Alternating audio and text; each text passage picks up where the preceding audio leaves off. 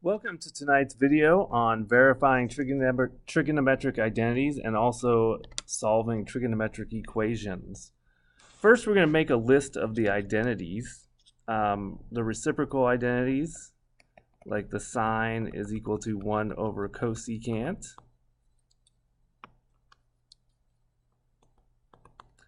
Cosecant is equal to 1 over sine. Cosine is equal to 1 over secant, and secant is equal to 1 over cosine.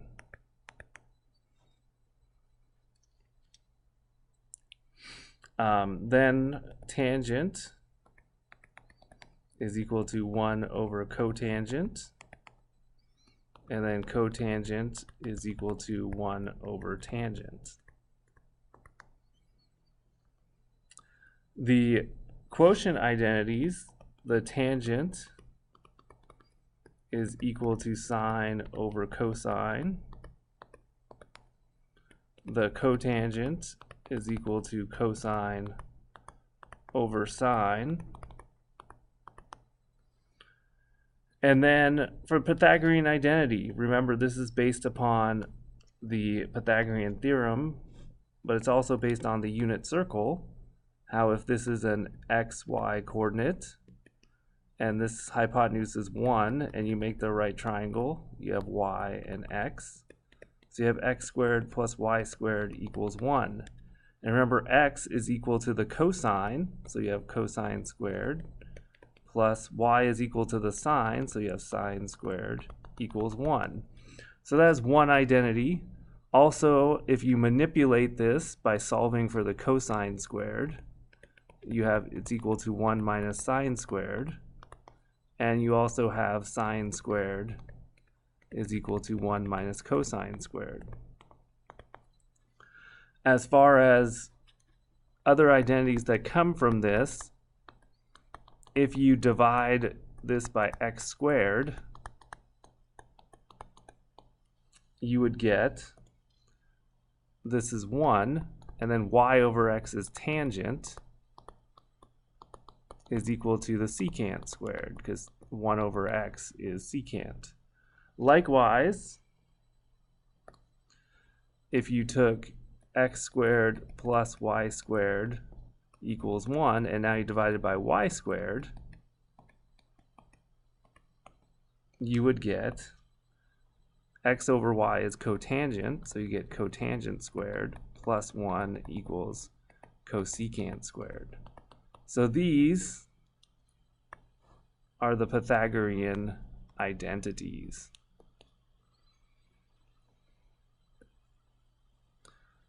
All right, so now using these to verify identities. For example, secant times cotangent equals cosecant. The first thing you want to do is change everything to sine and cosines. That's one method. For example, the secant is 1 over cosine. The cotangent is cosine over sine. And we're going to change the side that has the most stuff. So for example, the left-hand side here has the most stuff on it. It has 2 terms. Then we do some algebra. Well, 1 over cosine times cosine gives us 1 over sine.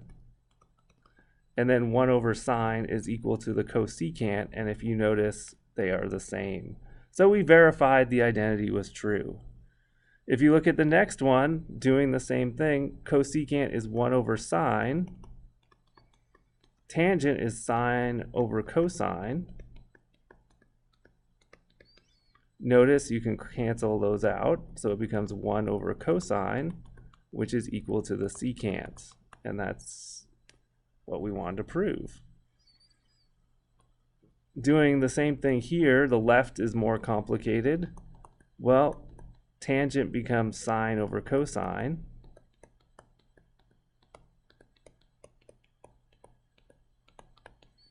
Well, sine times sine is sine squared.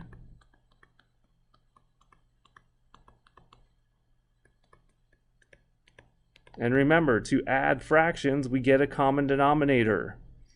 So you would have to multiply this by cosine.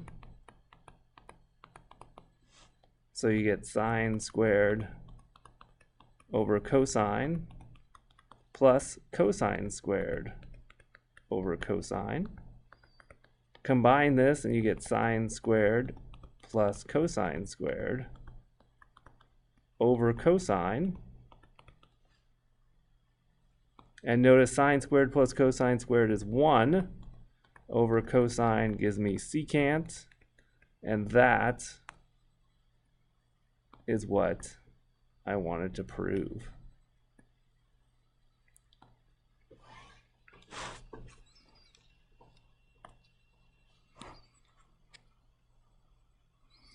All right, cosine times cotangent.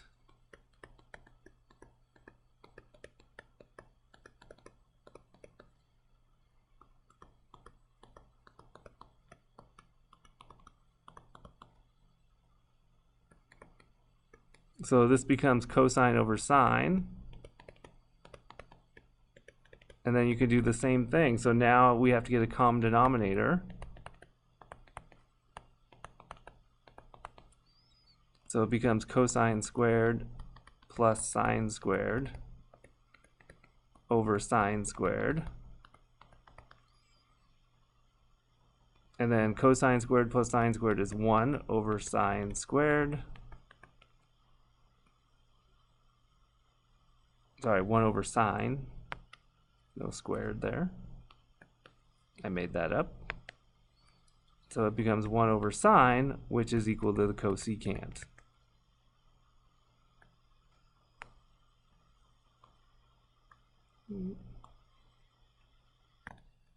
All right, using factoring to verify an identity. So for example here, this is cosine x minus cosine x sine x equals sine to the third. That's what we're doing here. So if you notice, on this side, both terms have a cosine, so we could factor it out.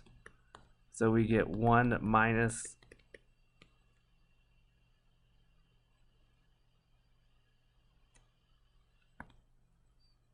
sorry, this should be right here. This should be a sine squared. So we get 1 minus sine squared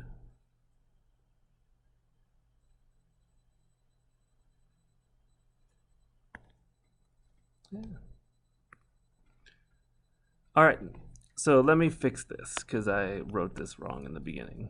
So this should be a cosine to the third.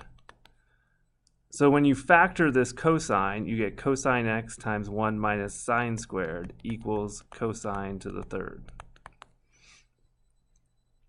So 1 minus sine squared, as we found in our identities, is cosine squared. And then notice cosine times cosine is cosine to the third. So that would be the same.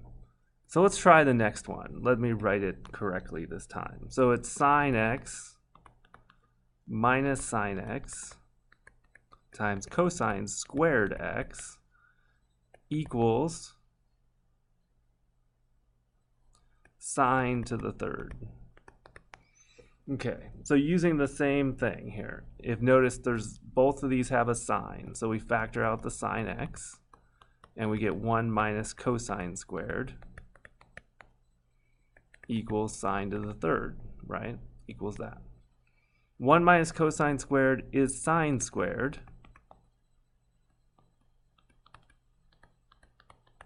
And then sine squared times sine gives you sine to the third. And we verified the identity. All right.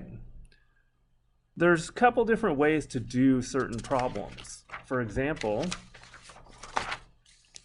if I have this identity 1 plus sine x over cosine x equals secant x plus tangent x.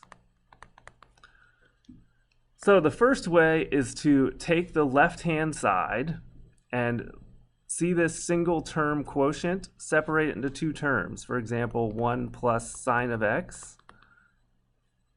could be 1 over cosine x plus sine over cosine x, like that. That's taking one quotient and separating it into two with the common denominator. Then from there, 1 over cosine x is the secant, and sine of x is the tangent. So notice we have proven it. Or if we worked with the other side, the second side here, we change it to sines and cosines. So we get 1 over cosine x plus sine over cosine. And then notice you get a common denominator, and it's 1 plus sine x over cosine x. So notice either side that we worked with in this case gave us the other one. So it didn't matter which side we chose, we could have gotten the correct answer.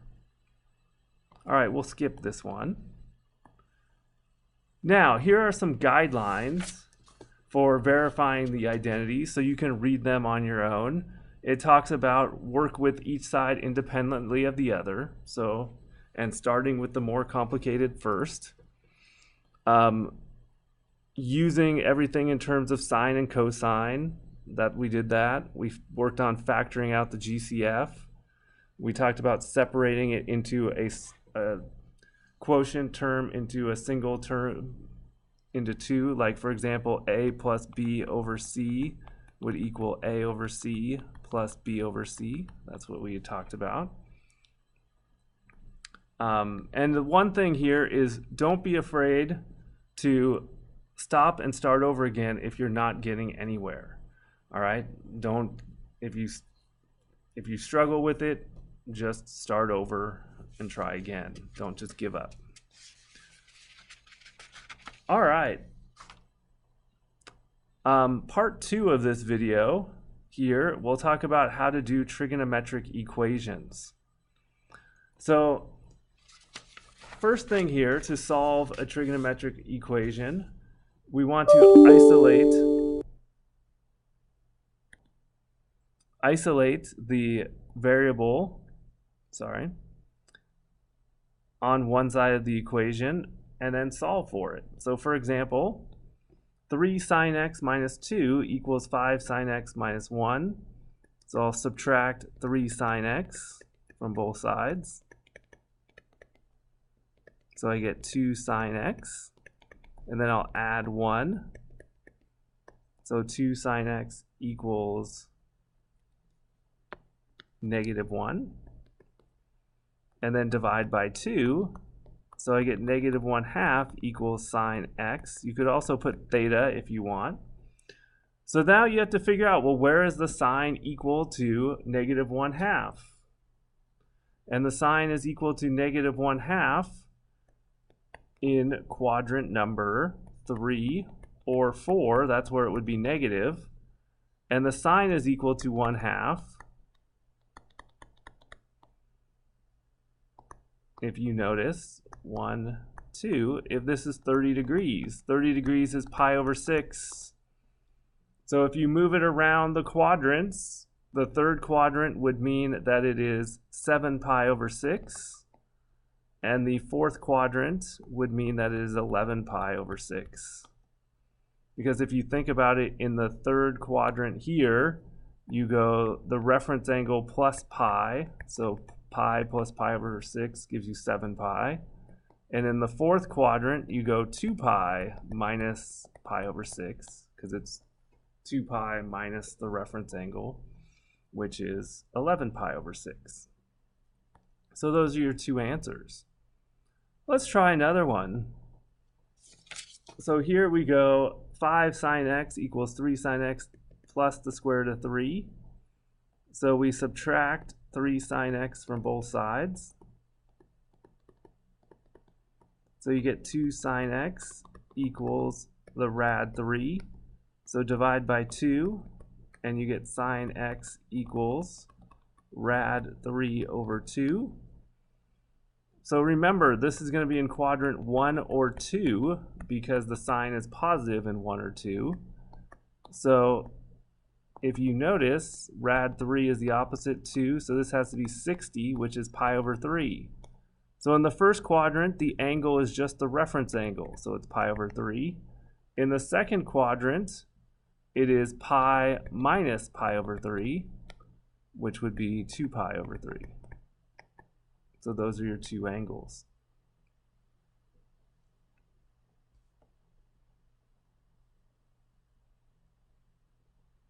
All right, we're going to skip the next part and go to the last page, which talks about quadratic. So like, for example, 2 cosine squared x plus cosine x equals 1. And then to get it to be a quadratic, we set it equal to 0. So we go 2 cosine squared plus cosine minus 1 equals 0. And then we substitute. So we're going to say let y equal cosine x. So this is really 2y squared plus y minus 1 equals 0. So then you're going to have to factor. Well, what are the factors of negative 2 that add to 1? They are positive 2 and negative 1. So remember, it's going to be 2y plus 2, 2y minus 1. Well, if you divide this by 2, you get y plus 1. The common factor here is just 1, so it's going to stay 2y minus 1. And you solve this. So y plus 1 equals 0, 2y minus 1 equals 0, y equals negative 1, and in this case, y is going to equal 1/2. So y is the cosine, so the cosine x equals negative 1, cosine x equals 1/2. Now, where is the cosine equal to negative 1? That is at pi. If you look on the unit circle. Cosine x equals 1/2. Well, that's either quadrant 1 or 4. And if it's 1/2, remember, the cosine is 1/2. That means, this is rad 3, that means it's a 60-degree angle, or pi over 3. So that means x is equal to pi over 3 in the first. In the fourth quadrant, it's 2 pi minus pi over 3, which is going to be 5 pi over 3, because 2 times 3 is 6, so 6 minus 1 is 5 pi over 3. So those are the 3 answers that you get for this specific equation. All right, I hope that this has helped, and if you have any questions, please feel free to answer them or ask them in class. Have a good evening.